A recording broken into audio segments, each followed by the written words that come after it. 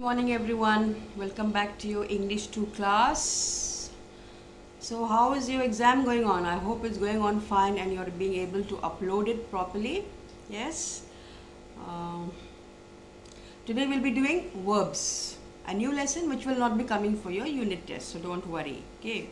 So learning outcomes, I have explained the learning outcomes in the video. So you will please listen to that carefully and try to understand it. We'll also be doing defining a verb. What is a verb in today's class? Then we'll be doing the kinds of verbs, that is transitive and intransitive verbs. We'll also be doing the principal parts or the main parts of a verb. All this I'm explaining to you in detail in the upcoming video. Something about strong and weak verbs as well, which you have done maybe in the previous class as regular or irregular verbs. Strong and weak verbs are also called regular and irregular, but in this text in your book it's mentioned only as strong and weak verbs. So we'll not go to regular or irregular verbs. So we'll just call them strong and weak verbs. Okay, that we will do, and I'll also explain to you some important points to remember, like the usage of D and T and D in making your present to past.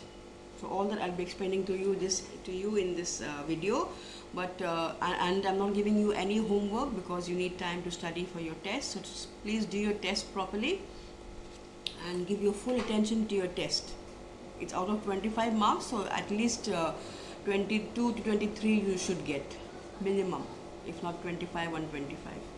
Okay, so please watch the video carefully and listen to it also. Okay, keep your books open while you're listening to the video or watching the video. Okay, so please continue watching. And today we'll be doing verbs, and today's date is 2nd. First of all, the learning outcomes, the objectives of learning verbs. First of all, to understand and define verbs, to know what a verb is. Second outcome is to differentiate between transitive and intransitive verbs. I'm sure you have done this, transitive and intransitive verbs. I hope you have done this in class 6. Next one, to identify principal parts of a verb. Principal means main parts of a verb. Then to learn about strong and weak verbs. There are strong verbs and weak verbs, so we learn about them in this lesson. Then to learn about verbs with the same form. Some verbs are there, like for example the past tense of cut, C-U-T, cut. Past tense of cut is cut, and the past participle also is cut. So that is the same form. Then to learn about the different forms of verbs, and also to complete tasks based on verbs. We have brain twisters and activity zone, 2 tasks which are there in every lesson. So to complete that also is the objective or the learning outcomes. So at the end of it all, completing this lesson, you should know what verbs are and different types of verbs. So coming to the first part, what is a verb? Yes, in class 3 and 4 we say a verb is an action word. Yes, we say a verb is an action word. Here a little more bigger words are being used. A verb is a word used for denoting an action or telling us something about an action. A doing word. It is a doing word.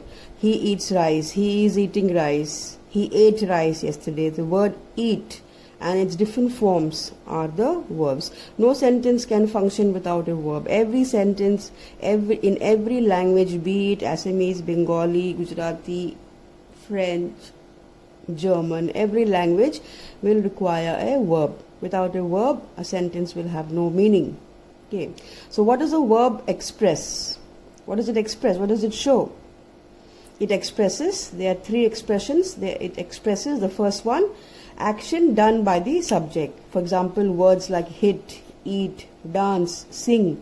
These are actions done by the subject. He hits me. He hit him. He eats rice. She dances well. So all these words are action words. So that is the first expression of the verb. So a word expresses an action done by the subject. Like you know, in a subject there are 2 parts. In a sentence there are 2 parts, subject and predicate.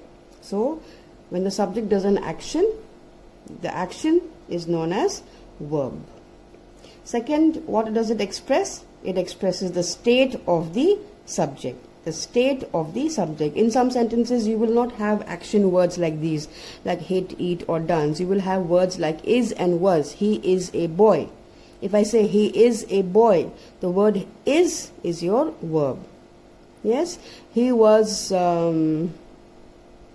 what can I say, he was going there, that will be wrong. So he was a footballer. He was a footballer. The word was becomes your verb. That is the main thing there. That is the main verb. Okay, so that is the state. Just giving a statement, just expressing a statement, or just saying one sentence. Delhi is a beautiful place. Delhi is a beautiful place. The word is your state of the subject. Delhi is. What is? Delhi is. That is your state of the subject. Is or was or were or are, all these are states of the subject. Or even am. I am a girl. So the word am expresses state of the subject. That is I. Next one expression is what is possessed by the subject. Possessed means what the subject has. So in sentences like this, we will have the word has or have. I have a cat. I have a dog. He has a big house. He has a beautiful car. They have a big house. They have a big house. There's no other verb except this verb. So what does a verb do? It expresses what is possessed by the action, what this subject has. He has a big bag. So the word has is your verb. So that is what the verb does. First one, it expresses an action done by the subject. Then the state of the subject using is, was or are or were. And what is possessed by the subject, what the subject has. Okay, please remember this. Copy this down in your copies whenever you are free. Coming to the next. The two kinds of verbs. The two kinds of verbs. There are two kinds, transitive and intransitive. The words are very, very difficult. Maybe it seems difficult, but it's not. Okay, so there are two kinds of verbs, transitive and intransitive. Let's go for transitive first. A verb that requires an object to complete the meaning of the sentence. That is your transitive verb. A verb that requires an object to complete the meaning of the sentence. For example here, Shruti knitted a sweater. Now your subject is Shruti, object is sweater, and your verb is knitted. This is your verb. So Shruti knitted a sweater. Now if I say Shruti knitted and put a full stop here, this will not make sense. So Shruti knitted, this verb knitted needs an object, requires an object to complete the meaning. This word knitted requires an object to complete the meaning of the sentence.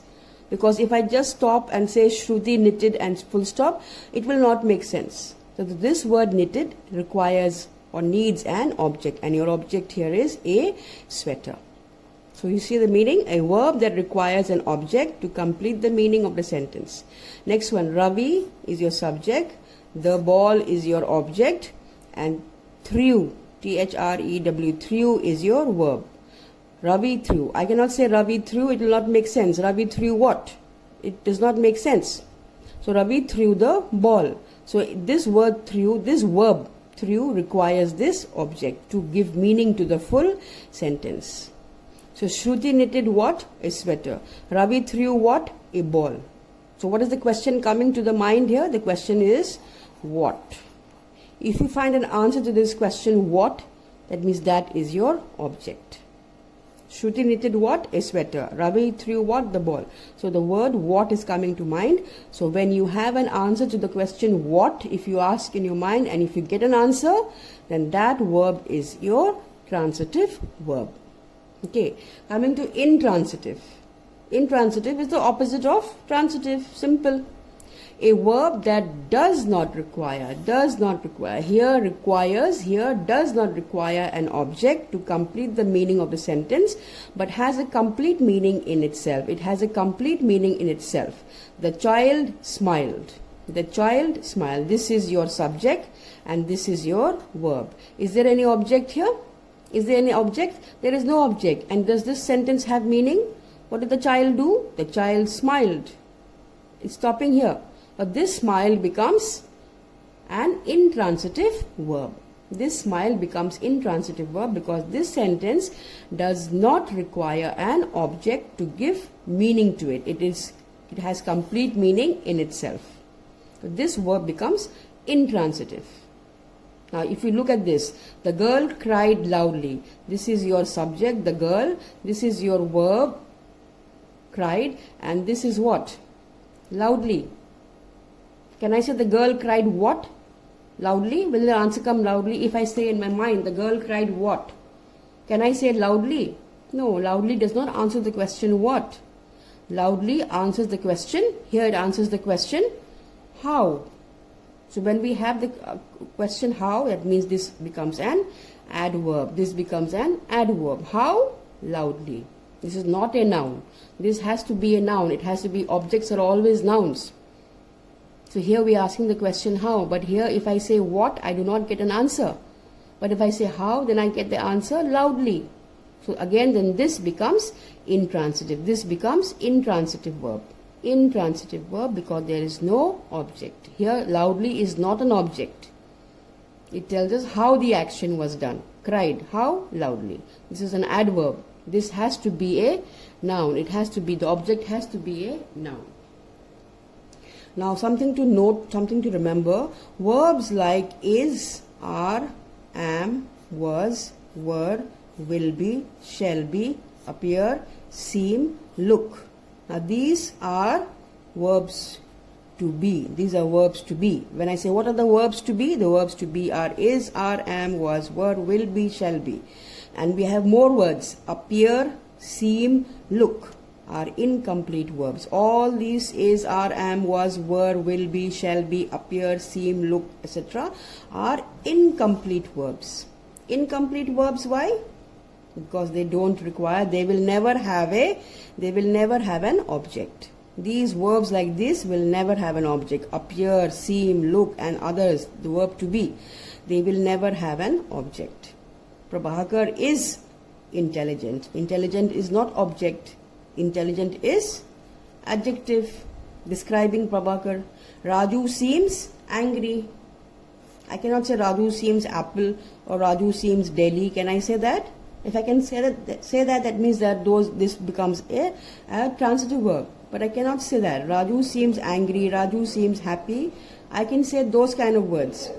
But here I cannot say this. So angry will not be a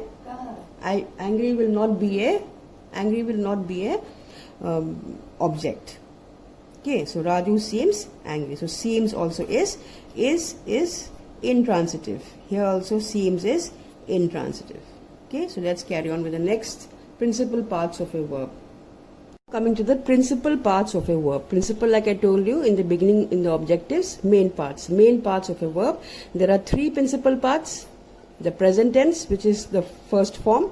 The past tense, which is second form. And the past participle, which is third form. So first form, for example, give.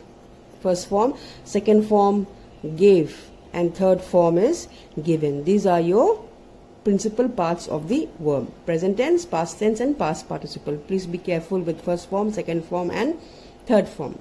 Now why are they called principal parts? Why are they called main parts? Why are present tense, past tense and past participle called the principal parts? Because we can form all the other parts of a verb with their help. We can form present indefinite, we can form present continuous, we can form present perfect continuous, past tense, simple past tense, past continuous, past perfect continuous. Yes, we can form all the other parts of the verb with the help of these principal parts. That is why they are called principal parts, because we can form all the other parts of the verb with their help. Their help means with present tense, past tense and past participle. Okay. Now coming to the next one, strong and weak verbs. Strong verbs and weak verbs. Another word we have for them is regular and irregular verbs. Regular and irregular.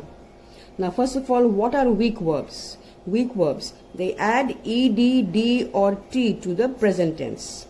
Verbs which are weak add ed, d or t. For example, learn. L-E-A-R-N, learn. L-E-A-R-N-T, learnt. Adding t, that means it is a weak verb.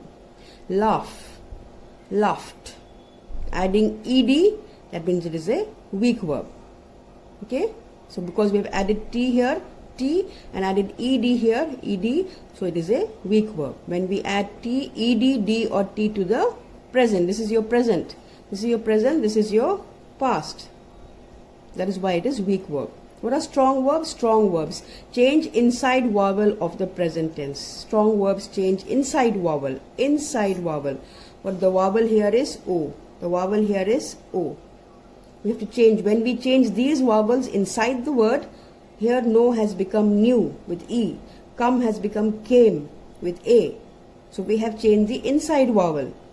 So words like these are called strong verbs. Is it clear? When we just add ed, d or t to the present tense, they are weak verbs. But when we change completely the inside vowel, not outside vowel, this is your outside vowel. When we change the inside vowel, then that becomes your strong verb. Know, knew, come, came.